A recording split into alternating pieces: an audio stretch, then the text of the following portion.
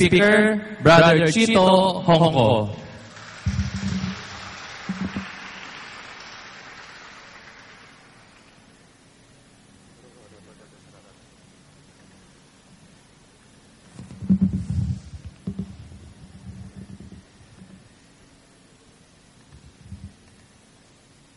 Good afternoon. Batiin mo sa katabi mo. Kaya pa. Walang overdose ang salita ng Diyos. Tama po ba? I would like to start with a short story. Merong isang husband na nag-iisip mabuti kung paano mababago ang kanyang nagger na asawa. Pinag-LSS, pinag-miyembro sa community, pero walang pagbabago. Kaya ang ginawa nitong husband, siguro mababago ito pag dinala ko sa Holy Land. So nag-ano sila pumunta ng Holy Land.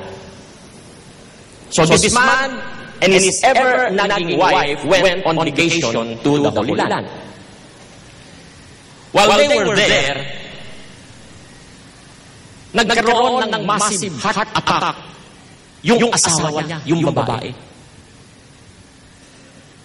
At sa sawing palad, namatay. Itong husband, dinala sa punerarya. Then the undertaker told the husband, you can have your wife shipped home for $5,000 US. Or you can bury her here in the Holy Land for only $150. Malaki yung diferensya? Hello? Malaki ba diferensya? Kung ibabar ko, $5,000. Kung doon ililing sa Holy Land, $150 lang. So the husband thought about it. Nag-isip siya. Sabi niya, buti siguro ilagay mo na dyan sa morgue at isang gabi isipin ko. The next morning, pumunta siya sa punerarya at sinabi niya, isisip ko na lang pauwi. At sabi ng punerarya, isisip niyo po? Why would you spend $5,000 to ship your wife home when it would be wonderful to be buried here in the Holy Land and you would spend only $150? And the husband replied, long ago, a man died here, was buried here, and 3 days later, he rose from the dead. I just can't take that chance.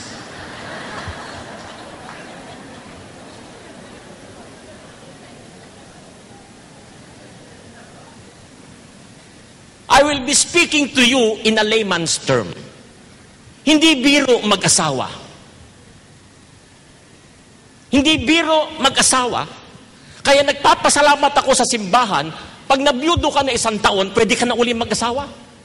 At madalas, you will learn from your experience. So, di ba? Pero ang mag-asawa, hindi biro. Hindi biro mag-asawa. Biro mo, pagsasamahin kayong dalawa, magkaiba lahi nyo. Iba upbringing niya, iba upbringing mo. Pagsasamahin kayo, kaya talagang darating ang oras, mag-a-adjust kayo para magkasundo kayo. Tama po ba? I will be speaking about death and bad times. I was requested to share with you about faith in the death of Jesus, faith in bad times. Pinakikinggan ko si Father Dave kanina at nabanggit niya about death. Pagdasal mo, na magkaroon ka ng mahimbing na pagtulog na walang gagambala sa'yo. Ayaw ng tao pag-uusapan ang kamatayan. Ayaw ng tao pag-uusapan ang problema. Pero today, Pag-uusapan natin ng kamatayan, pag-uusapan natin ng problema, hindi sa negatibong pag-iisip, kung hindi positibo, positive. Sabi po sa Ecclesiastes, but I have with me a Tagalog Bible, Ecclesiastes in English, Mangangaral in Tagalog. Sabi po sa Mangangaral, chapter 7, verse 1. At ang araw ng kamatayan ay higit na mabuti sa araw ng kapanganakan. Narinig ho ninyo yun? Hello? Narinig ho ninyo yun? Ano raw ang mas mabuti? Ang araw ng kamatayan ay higit na mas mabuti sa araw ng kapanganakan. Verse 2. Mas mabuting pumunta sa bahay ng namatayan kaysa bahay na may handaan. Did you hear that also? At sabi, pagkat dapat alalahanin ng buhay na siya man ay itinakdaring mamamatay. Pakibulungan mo nga yung katabi mo, sabihin mo sa kanya, mamamatay ka rin. Now, listen Catholics. Huwag niyong gagawin yung knock on wood. That's superstitious. Hindi tayo dapat maniwala dyan. Pero yung naririnig mo ngayon na kamatayan, realidad yan. Lahat tayo makakaranas yan. Tama po ba? Kaya hindi pwedeng sabihin, knock on wood. Huwag naman sana, brother, no. Naniniwala ba kayo na ang kamatayan dapat pinaghahandaan? Tuloy ko ha. Sabi ho sa verse 4 ng chapter 7 ng Mangangaral o Ecclesiastes. Pakinggan nyo. Mangmang. Uy, pakiulit nga. Ano isa pang ibig sabihin ng mangmang? Ha? Bobo. Ano pa? Tanga. Okay, ano pa? Walang alam. Okay? Gamitin natin yung talagang realidad na salita. Mangmang, sabi sa Bible, ang isang taong nag-iisip ng kasayahan, ngunit matalino ang isang taong naghahanda sa kamatayan. Wow! Sabi mo sa katabi mo, narinig mo yun? Kaya yung mga mahilig sa gimmick, mag-isip-isip kayo. Now, don't get me wrong. Hindi ko naman sinasabi, pero iba yung naghahanda. Kung magkatotoo nga yung dasal mo sa gabi na magkaroon ka ng mahimbing na pagtulog at hindi ka na nagising, ang tanong kung ikaw ay handa. Ang pagkakabayubay ng Panginoon sa krus ay isang simbolo ng tagumpay. Victory. Victory. Ang kamatayang pinaghandaan ay simbolo ng tagumpay. Brothers and sisters in Christ, God has a purpose behind every problem. Sumasang-ayon ba kayo? He uses circumstances. Ginagamit niya ang mga pangyayari to develop our character.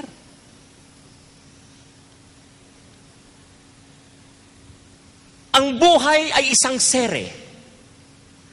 Life is a series of problems. Pansinin nyo, every time you solve one, another is waiting to take its place. Tama po ba? Hello? Sumasang-ayon kayo? Bagamat hindi lahat malalaking problema, but all are significant in God's growth process for us.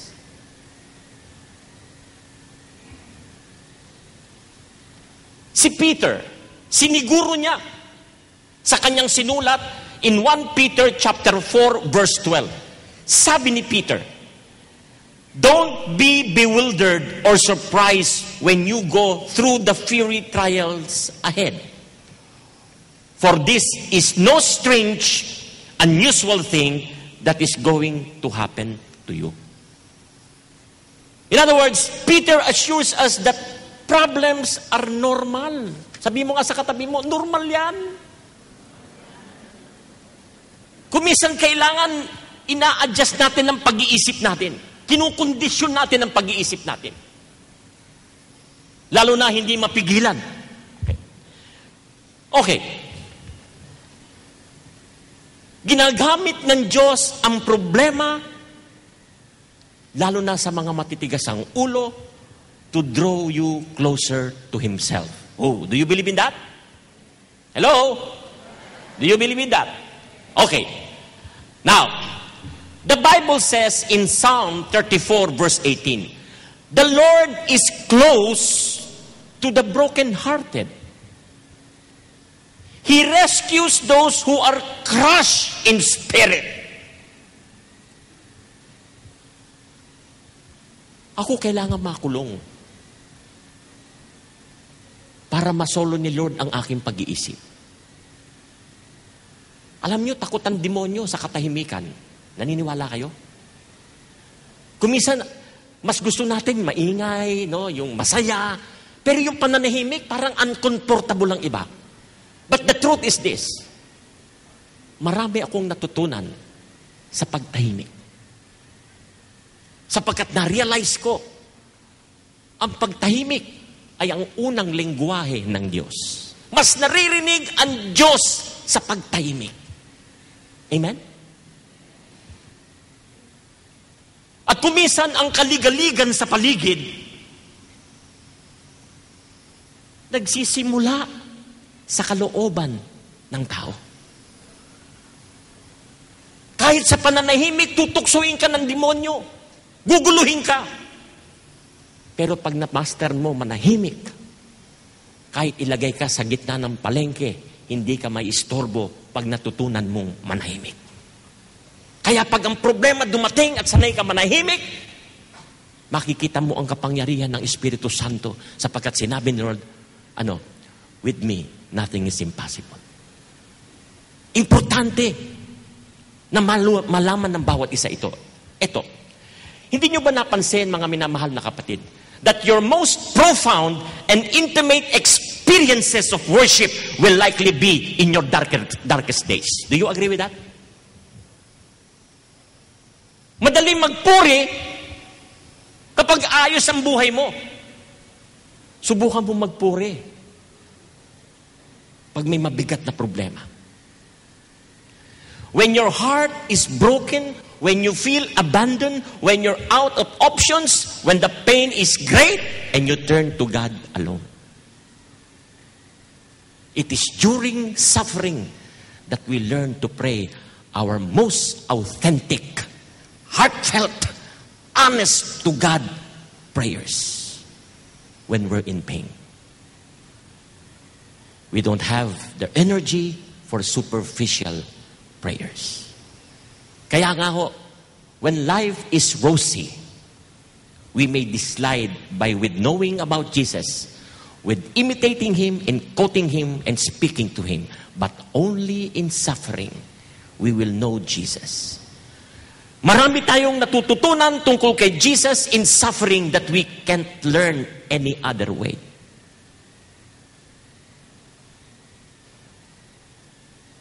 Kung kayo'y familiar sa Bible, lalo na sa Old Testament, God could have kept Joseph out of jail. Are you familiar with Joseph the Dreamer? God could have kept Daniel out of the lion's den. God could have kept Jeremiah from being tossed into a slimy pit. And in the New Testament, God could have kept Paul from being shipwrecked 3 times and kept the 3 Hebrew young men from being thrown into the blazing furnace. But He didn't. Hello? He didn't. He let those problems happen. And every one of those persons was drawn closer to God as a result. Palakpakan natin si Lord. Sa military, may tinatawag na battle-tested. Sa Christians, meron din. Yung mga white martyrs, they are battle-tested. They fought for their faith. They have fight the good fight of faith. Ito ang matatapang sa pananampalataya. Alam niyo, kung minsan maraming bumabalimbing sa pananampalataya. Naniniwala kayo? Hello? Maraming balimbing. Maraming walang paninindigan. Dati ko sundalo. Alam ko yung tinatawag na loyalty to the core. Coat of arms. Pag ikaw ay sumumpa bilang sundalo, government property ka na lang. Kayo ba napasok kayo sa mga government na opisina? Di ba may mga nakalagay pag table, government property.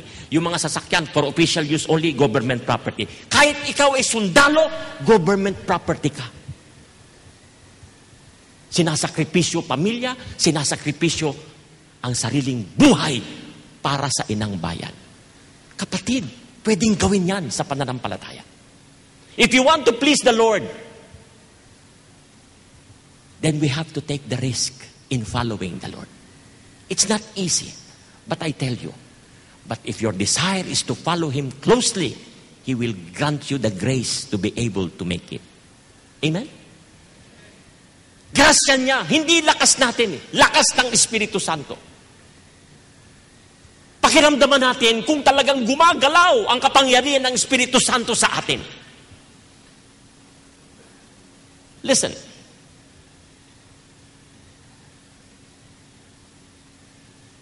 Problems force us to look to God and to depend on Him instead of ourselves. Si St. Paul nagpatotoo. Sabi niya sa 2 Corinthians 1:9, we felt we were doomed to die and saw how powerless we were to help ourselves. But that was good. For then we put everything into the hands of God who alone could save us.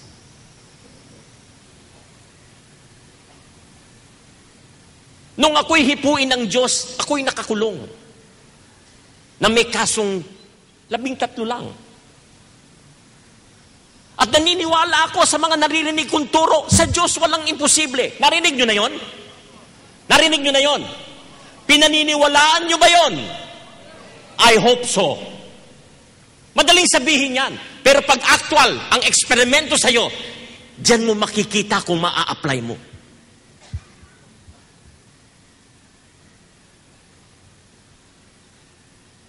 Faith in bad times. Mas kailangan mo siya sa panahon ng unos sa buhay mo. Isa lang ang nasabi ko sa Panginoon, Lord, bigyan mo lang ako ng isang pagkakataon makalabas dito sa seldang ito. I'm yours. I'll give up everything. Now listen. Lagi ko na sinasabi ito. At alam kong laging may bago rito. Hindi biro. Iwanan mo ang karir mo. Tama po ba? Takot lang ng iba. Hindi biro. Kung pinintulutan niya akong mabulok at masintensyahan habang buhay, wala na. Wala na ako. Hindi na tayo magkakakilalanan pa. Amen? Pero dahil sa kagalakan ko, sa kasiyahan ko, na makalaya, I'm a free man. Wow, sabi ko, Lord, I'm yours. Do whatever you want. I'm yours. Kung ang bansa kaya mo ipagtanggol bilang sundalo, bakit ang pananampalataya bilang Katoliko nag-aalanganin pa tayo? That was the first challenge to me. I left everything. Literally. Pero hindi ako pinabayaan. Mukha bang pinabayaan?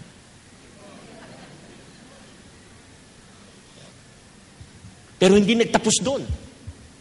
Hindi nagtapos doon. Hindi kaginhawahan ang kasunod.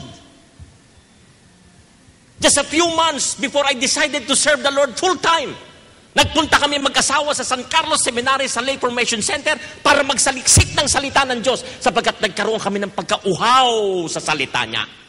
Bulungan mo nga yung katabi mo, ikaw ba'y talagay uhaw sa salita niya? Ang unang epekto sa akin, yung uhaw, I hunger for the Word. And I started searching and seeking. And then I realized, may pangako pala siya. Matthew 6:33. Seek first the kingdom of God and His righteousness, and everything shall be added unto you. Ang problema sa tao, lumulundag sa added. Hello? Yan ang matinding kalaban ni Lord, material. Naalala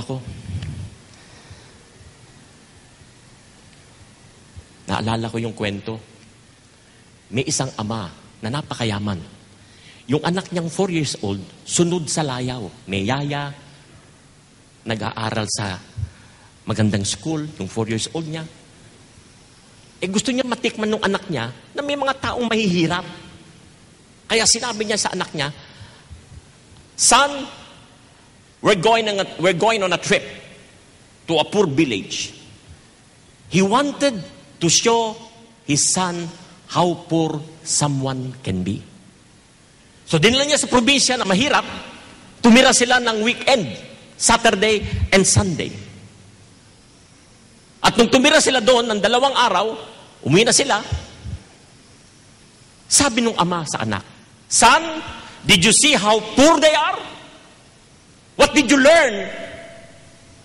And the 4-year-old boy smiled, tumingala sa kanyang ama, at sabi niya, "Daddy, we have 1 dog. They have 4.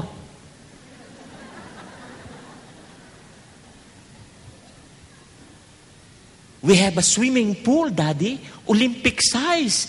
They have rivers.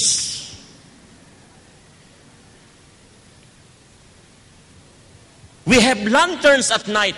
Beautiful lights, beautiful lanterns, Daddy. They have stars." Kasi yung yero, butas-butas, kitang-kita na yung mga bituin. We buy food, delicious food, Daddy. They grow theirs. We have walls, big walls to protect our mansion, Daddy. They have friends to protect them. O diba, sa squatter area, paglabas mo lang ng barong-barong mo, "Pare, pakibantayan mo yung bahay ko, ha?" Sabi ng mga sikat na gino, "Walang lalapit dyan, pare, saksakin lang namin yan." They have friends to protect them. And then the young boy said, "Daddy, we have encyclopedias. All versions, all editions. Isang kwarto, puro encyclopedias. Daddy, they have a Bible." And the young boy said, "Thanks, Daddy, for showing me how poor we are."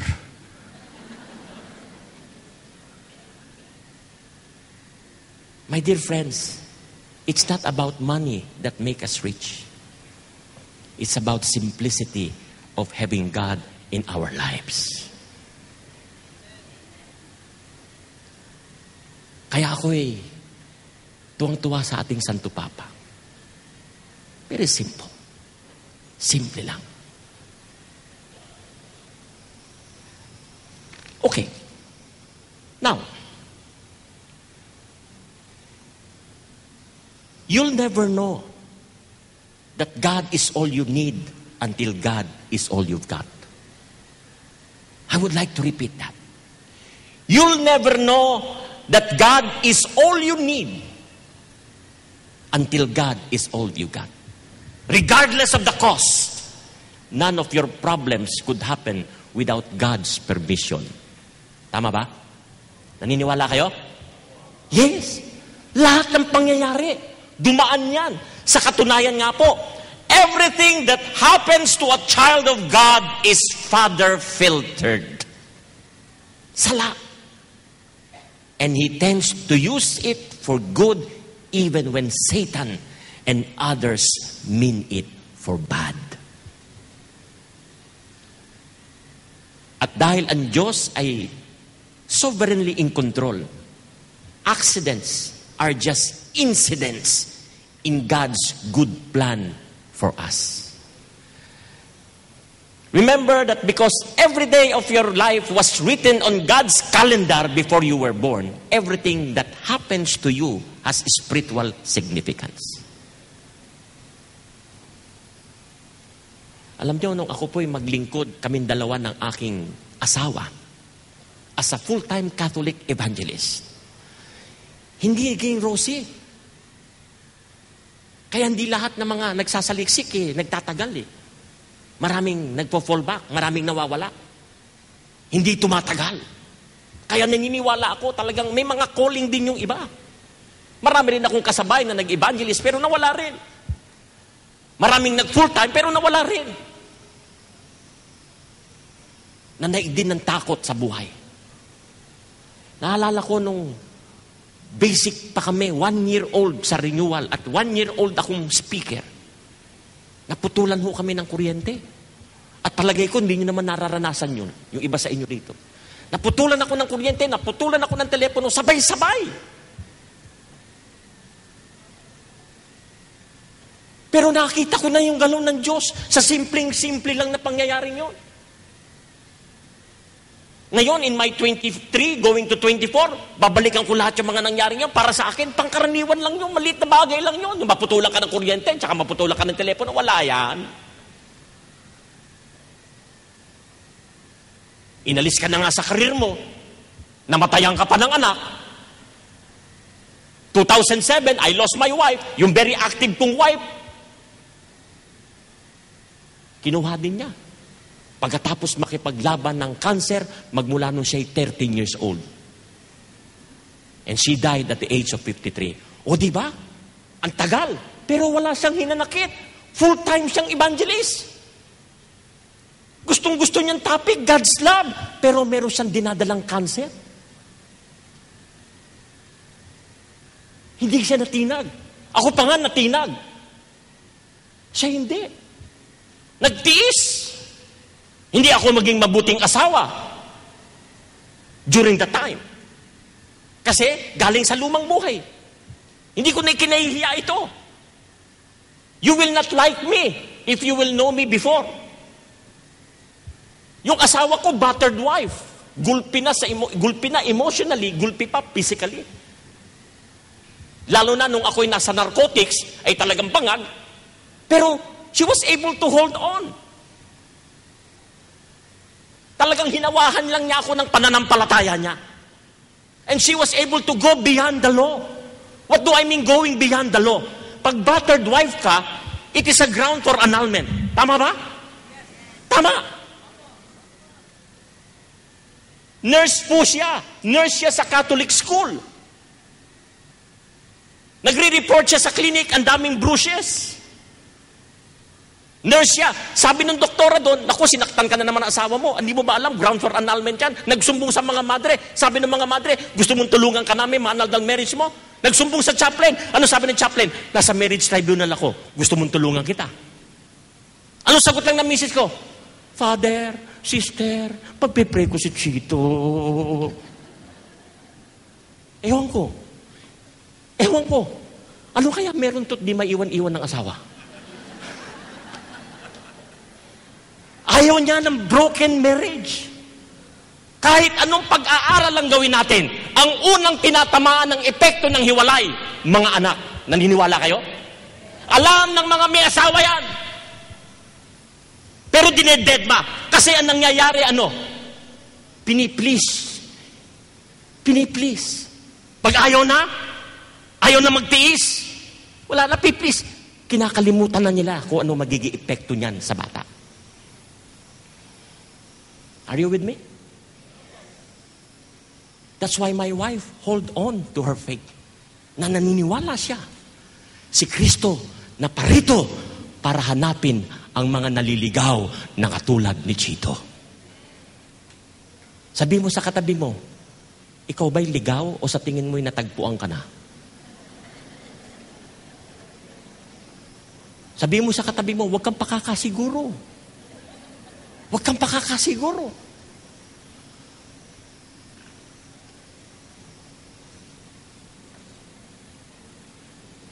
But you know what the Lord did? Talagang pagka may fight ka at pinakawalan mo, talagang si Lord, pakikita niya yung kapangyarihan niya. She was able to hold on. At itong maganda at nakita kong galaw ng Diyos. Pag nagdesisyon ka sa isang mabigat na bagay, sasagutin niya agad. Kasi sabi niya, titiisin ko si Chito. Alam kong sasagutin ng Diyos ang dasal ko, titiisin ko siya. Kung kailan naisin ng Diyos, baguhin siya. So, ang puhunan niya, nababasa ng Diyos ang puso niya. Correct? It's because willing na siya mag-antay, magsakripisyo, it's a selfless love. Kinakalimutan ng sarili for the good ng pamilya. It's just a matter of less than a month. Kinonvert ako ni Lord sa pamamagitang incidenting nangyari sa buhay ko. In passing na lang to kasi lahat ng sharing ko, pwede ko ilagay sa mga topics may sisingit Nakapatay ang anak kong 8 years old. Nabaril. Patay. Napaglaro ang baril ko, hindi naman service pistol, so nakulong ako. Doon ako nag-struggle. Doon ako natuto magdasal. Doon ako napalapit sa Diyos. Sapagkat diniwala ako, ang taimtim na panalangin ang siyang magpapalalim sa atin sa relasyon natin sa Panginoon. So nagkaroon ako ng time, nakapokus lang sa Kanya. Nagkaroon ako ng time, manahimik sa Kanya.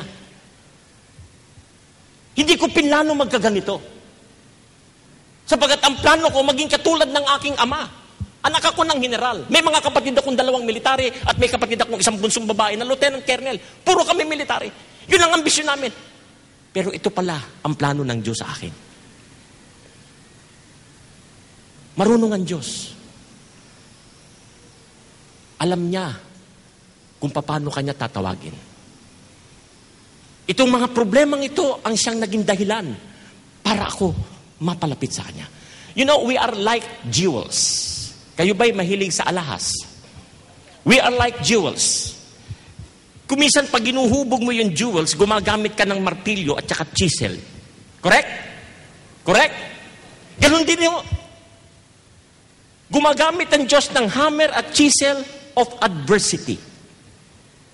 Kaya ako naniniwala ako, if a jeweler's hammer isn't strong enough to chip off our rough edges, God will use a sledgehammer. If we're really stubborn, He uses a jackhammer.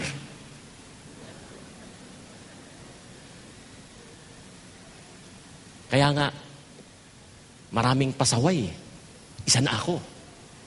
Kaya ginamitan ako ng jackhammer. Ikaw, sabi mo sa katabi mo, anong gusto mong gamitin sa'yo? Sige. Anong gusto mong gamitin sa'yo? Remember that every problem is a character-building opportunity. And the more difficult it is, the greater the potential for building spiritual muscle and moral fiber. Amen?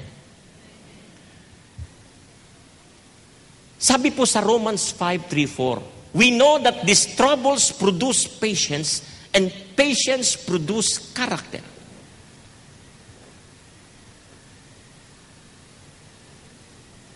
What happens outwardly in your life is not as important as what happens inside you. Kaya nga yung mga pangyayaring ito are temporary.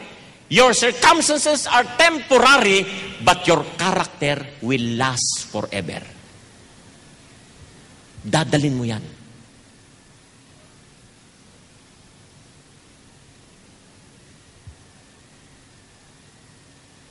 Kaya nga kung atin pong titignan, since God intends to make you like Jesus, He will take you through the same experiences Jesus went through. Hindi mo maaalis ang problema. Nakakabit yan sa daigdig na ito. Kailangan ikondisyon mo ang sarili mo, harapin ito. Naalala ko, alam niyo yung community namin, nasa Pupayos. May dumating na isang sister, nag-iisip ako, kasi may sundo ako susunduin ako sa isang talk. Nilapitan ako, tinignan ako yan. You look depressed. What? Sabi ko, you look depressed. Sabi ko, no, I'm good. I'm okay. I'm not depressed. No, you look depressed. The one who say mass. The priest.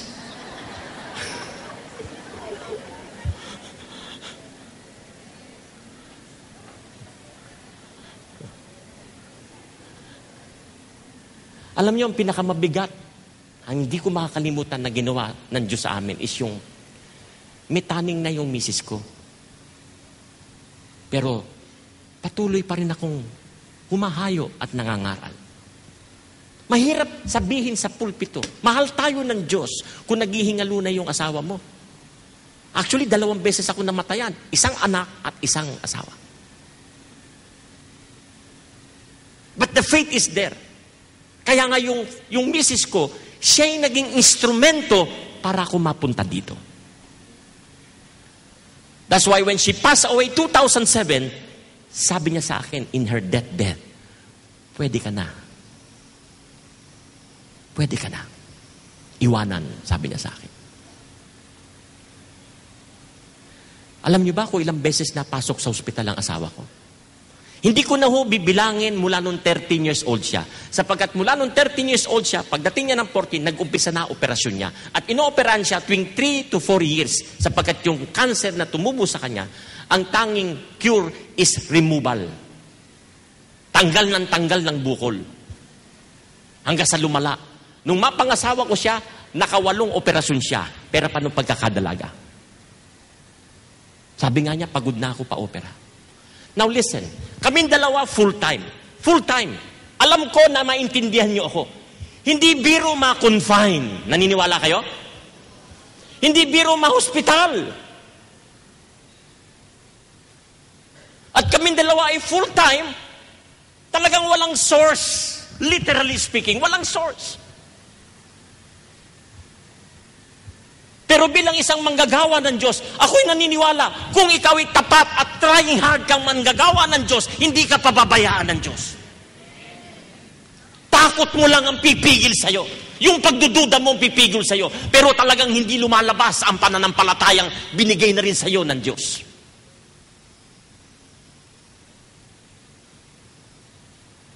Kaya ako kahit kailan di ako nanghihingi.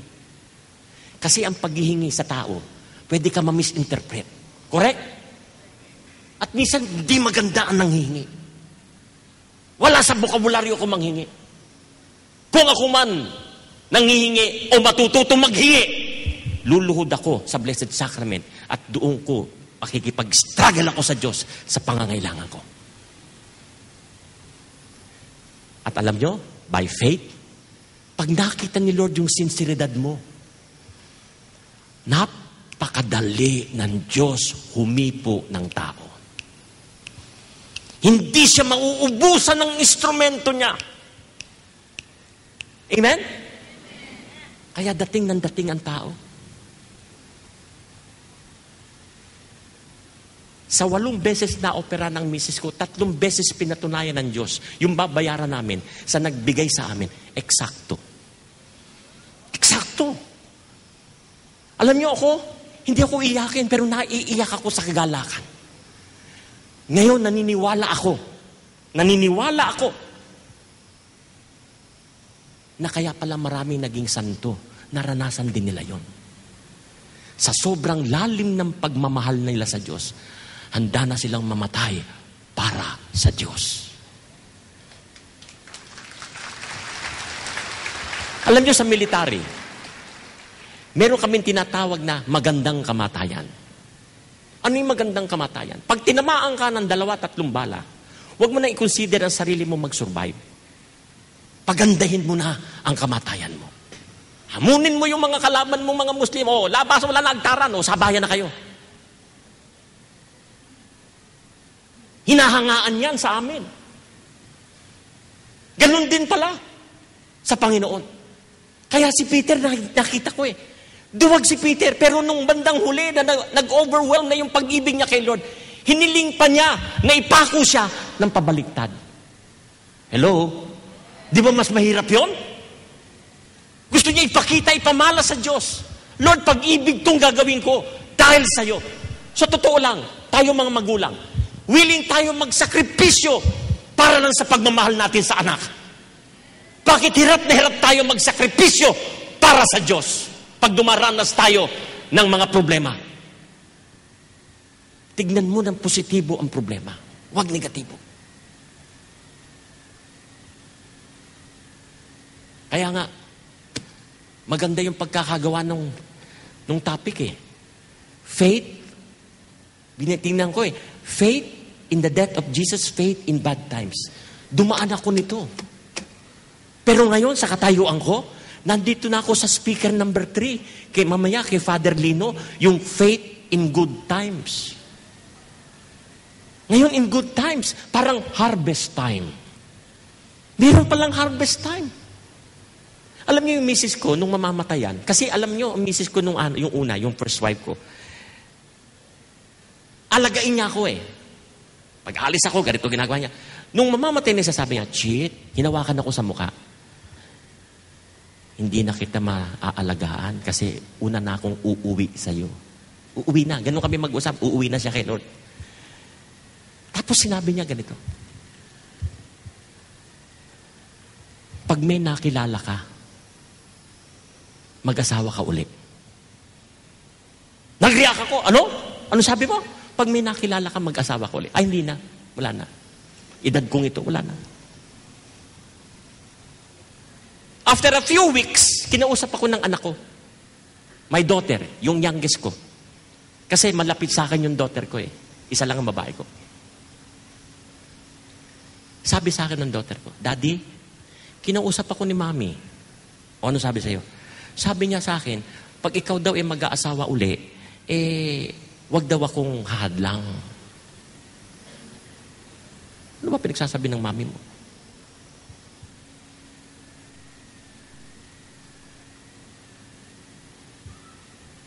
So after a few months, I used to go to the States because I used to be invited by the Archdiocese of San Francisco giving talks there every year. Alis ako uli ng July. And so happened, I met a lady there who is very active sa St. Basil Church sa Balermo, sa Vallejo, California. Nung ako po ay tinawag sa harapan para magsalita, nakita ko yung babaeng yun na nagpatibok uli ng aking puso. Sabi ko, ano ba ito? Nagkatotoo. Tuwing nagsasalita ako, 70 plus lang naman sila. Tuwing nagsasalita ako, pag nadaan ang tingin ko sa kanya, dugdug, dugdug, dugdug, talagang ang lakas. Hindi ko mapigilan. Sabi ko, ano ba ito, Lord? Ano ba ito? Mukhang gusto mo siya sa akin. Gusto ko rin siya, Lord. Habang nagsasalita ako, kinakausap ko si Lord. Lord, gusto ko siya, gusto ko siya, gusto ko siya. Kaya lang habang nagtutok ako, siyempre kay Lord, mahirap yung hindi kayo match. Alam niyo naman sa Amerika, maraming diborsyada dyan, maraming may boyfriend na dyan.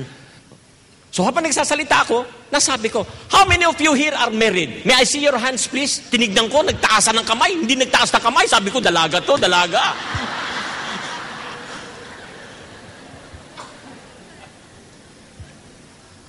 And then, habang nagsasalita ako, naipasok ko din. Hindi siya married eh. Nagtanong ako, how many of you here are separated?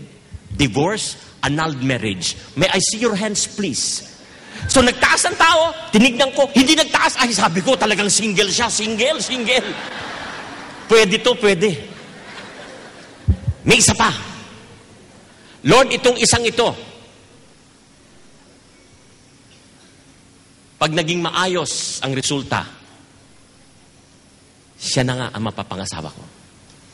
Nagtanong ako. Alam nyo kasi sa Amerika, kahit mag-boyfriend lang, minsan they live together already. Ganun dun eh.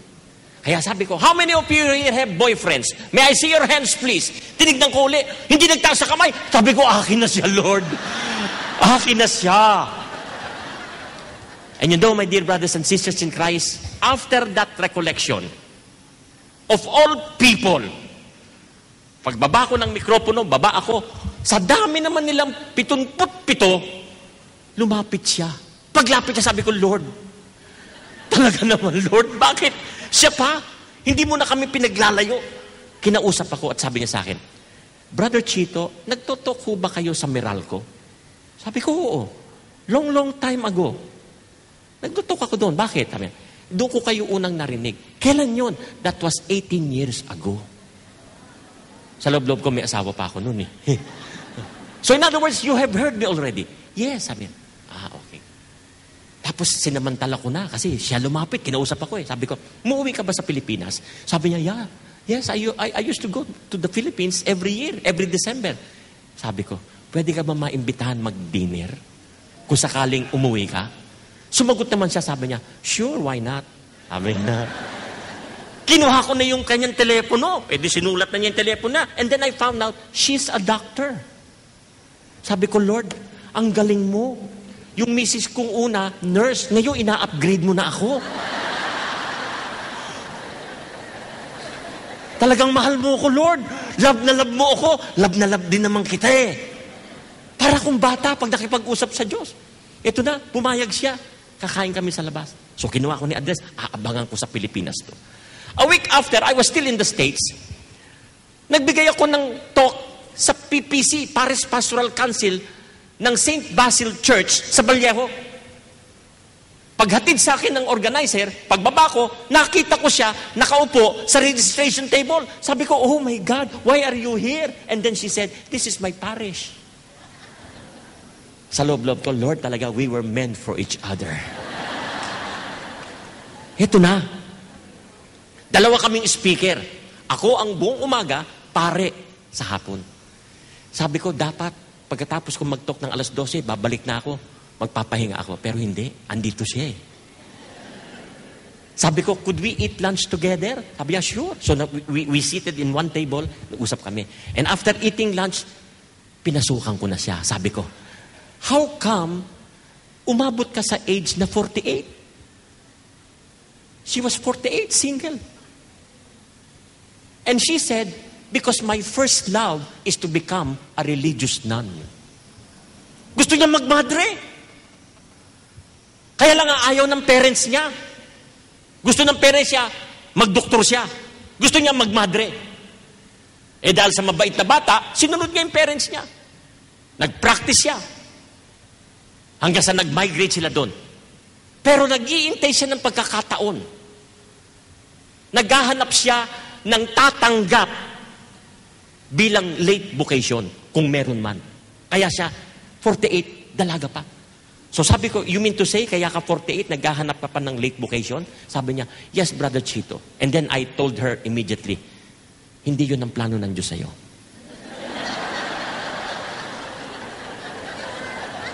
Hindi yun ang plano ng Diyos sa'yo. And then she said, ano po? Hindi yun ang plano ng Diyos sa'yo. At sabi niya, bakit naman po ninyo nasabi yun? Sapagkat pinagtagpo tayo ng Diyos. And you know what she said? Takang-taka siya. Ano ho? Pinagtagpo tayo. And then she said, hindi ko naman kayo kilala. At hindi nyo naman ako kilala.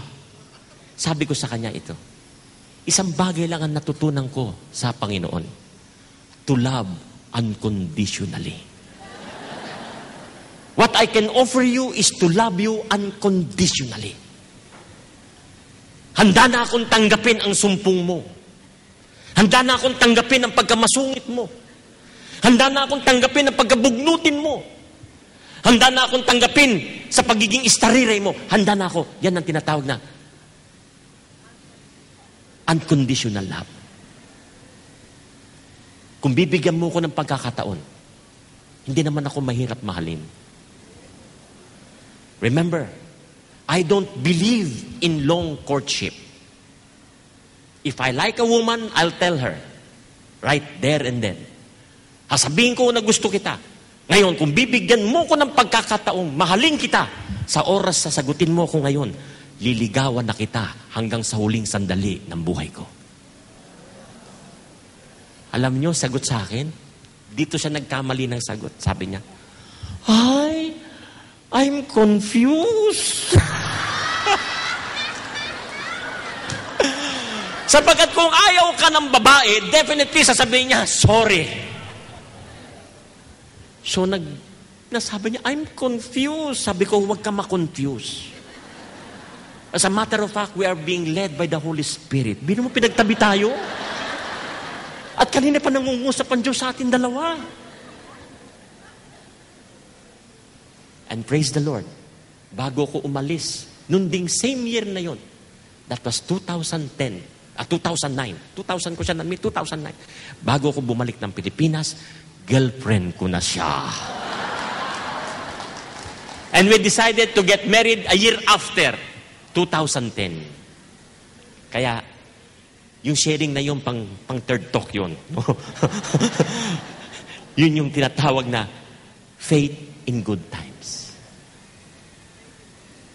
Ngayon, may mga problema pero doesn't matter. Naniniwala ba kayo yung mga choices na ginagamit natin, yun ang pumipinsala sa atin?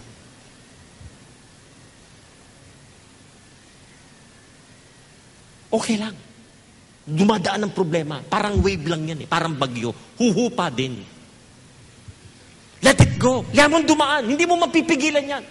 Pag pinilit mong harapin yan, pigilan yan, mag-i-struggle ka. Baka mapinsala ka. Yakapin mo. Kaya nga death. Befriend with death. Maraming mga magagandang sinabi ko nung siya'y mamamatay na. Befriend with death because it is a reality that no one can turn his back. Mahalin natin ang Panginoon. Maglingkod tayo. Maglingkod tayo. Convenient or inconvenient, I praise and thank God. Convenient and inconvenient, I have experienced it. Pero hindi natinag ang ministry ko kahit inconvenient for the past 23 years and a half.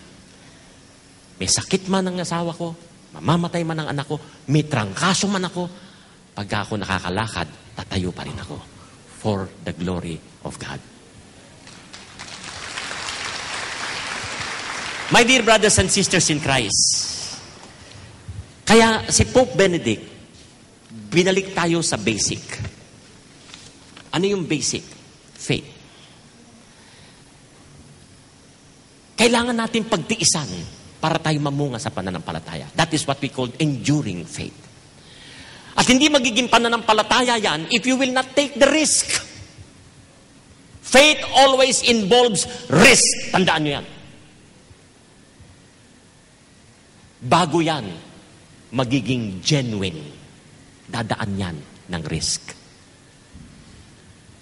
Tandaan natin, ang bad times, hindi talaga bad. May magandang gagawin yan sa atin. May magandang ibubunga sa atin. Naniniwala ako, anumang pangit na nangyari sa buhay nyo, isipin mo na ang pinakapangit sa lahat ng pangit, na mga pangit na dinanas mong pangit, na mga pangit sa pinakapangit. Kaya ni Lord pagandahin ang ending ng buhay mo. Believe in that. As I end, I would just like to share with you my experience a few weeks ago. A few weeks ago. A few weeks ago, I wanted to help a man who earned a meager amount collecting old newspapers and used bottles. Alam niyo yon? Yung mambubuti at mangjajaryo. Nakita ko sa bintana ng bahay namin, nagtutulak siya ng kariton. Naawa ako rito sa lalaki, kaya tinawag ko siya, sabi ko, punta ka sa garahe, bubuksan ko, at merong dyaryo doon. Buksan ko yung garahe, pumunta siya, pinakita ko sa kanya yung dyaryo ko na naipon hanggang leeg. Hanggang leeg, ganyan. At maraming bote. Nung makita niya yung big pile of my old newspapers, he then measured the pile with his fingers. Sinukat. Ganun pala yun, sinusukat. No? Nung sukatin niya, I told him, I'm giving this to you. You don't need to pay for them. Wag mo nang bayaran. Binibigay ko na sa iyo yan. Ikarga mo sa kariton mo. So, kinarga niya yung kariton. No? Ayoko siya. Tinulungan ko kasi, ang dami. So, tinulungan ko pa magkarga. Karga. Nung matapos niyang karga, without saying a word, without even looking at me, after ikarga niya lahat, when he was finished, bigla siyang tumingin sa akin. Sabi niya, wala na.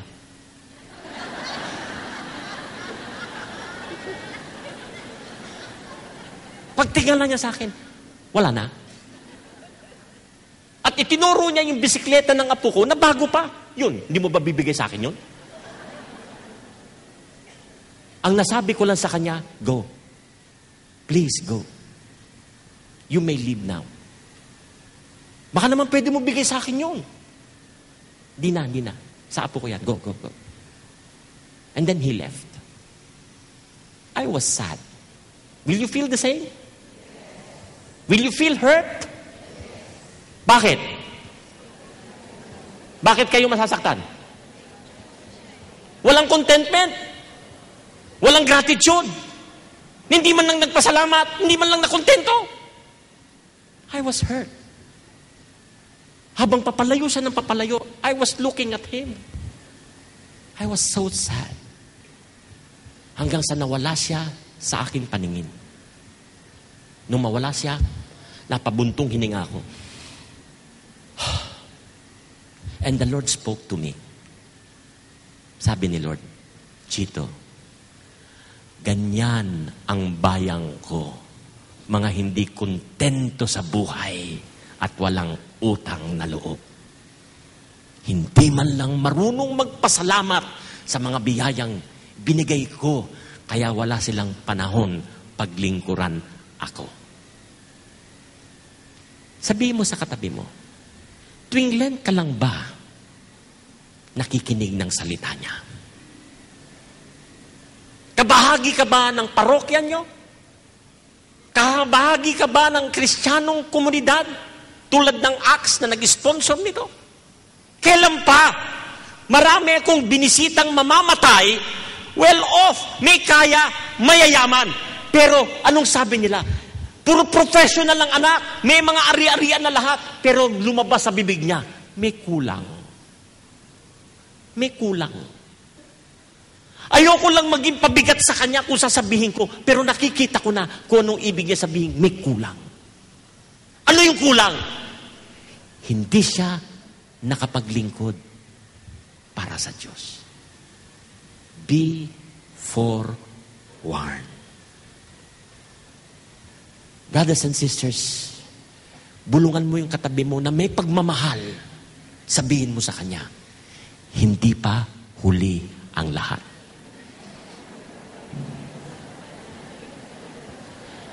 Ano man ang dinaranas mo sa buhay, hindi pa huli ang lahat. Yuko natin ang ating ulo at ipikit natin ang ating mga mata. At ilagay natin ang ating sarili sa presensya ng Panginoon. Sa ngalan ng Ama, ng Anak, ng Diyos, Espiritu Santo. Amen. Amang makapangyarihan, salamat po sa pagkakatawag mo sa amin sa recollection na ito. Magaganda ang plano mo sa amin, Panginoon. Ngunit gumagawa kami ng ibang plano. Hindi nakaugma ang plano namin sa plano mo. Madali kaming magsawa. Madali kami manghinawa.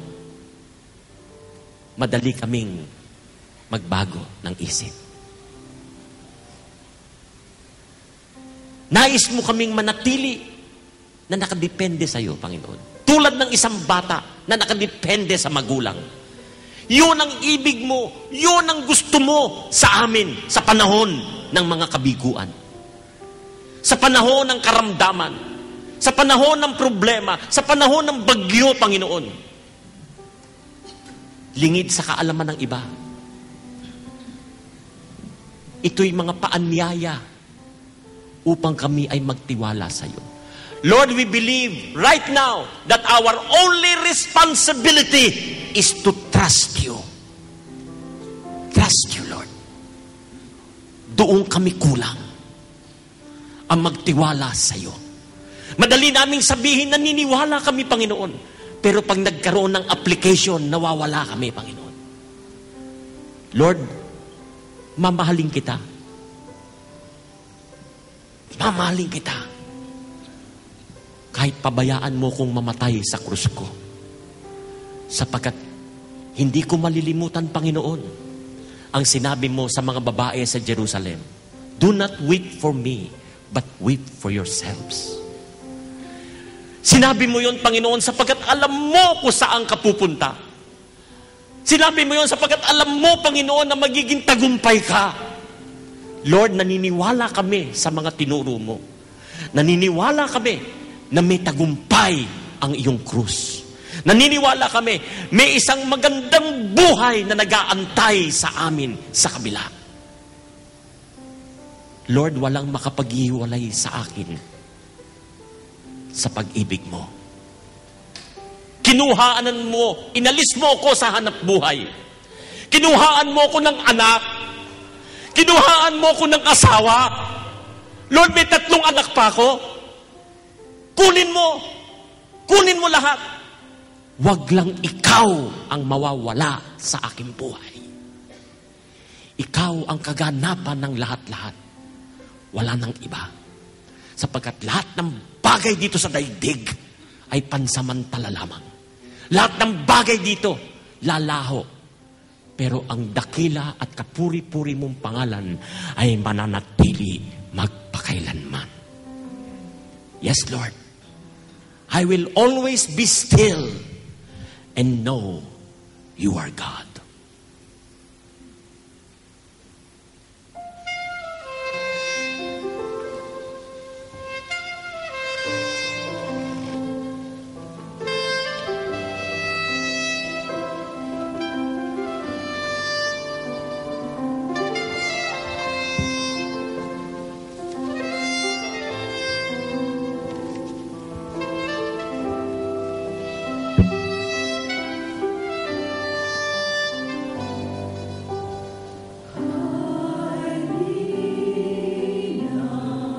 Under your wings.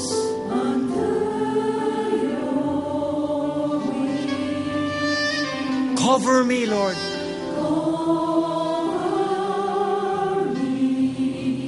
Within your mighty hand.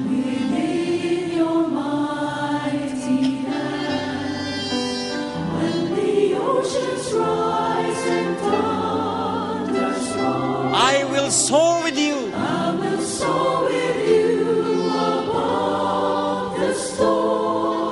Father, you are King.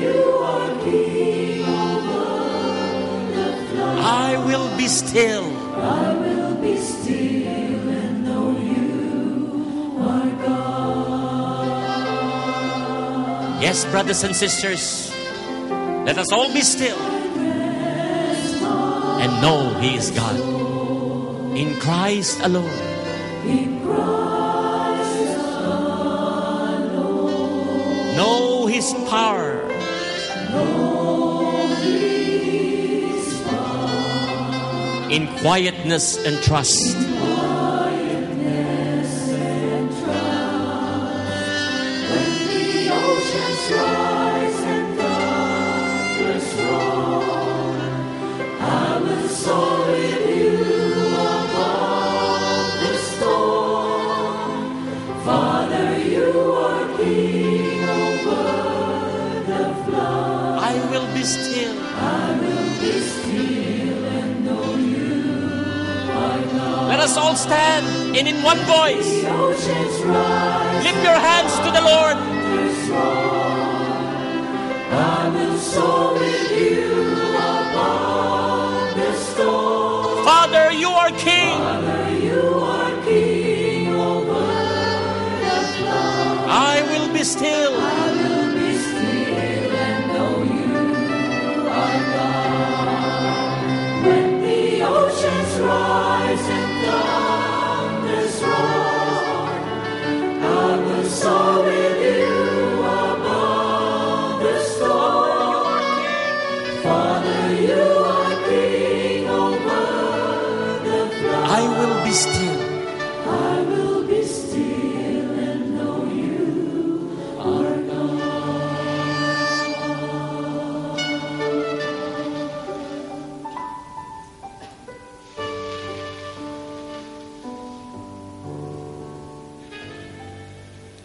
Glory be to the Father, and to the Son, and to the Holy Spirit.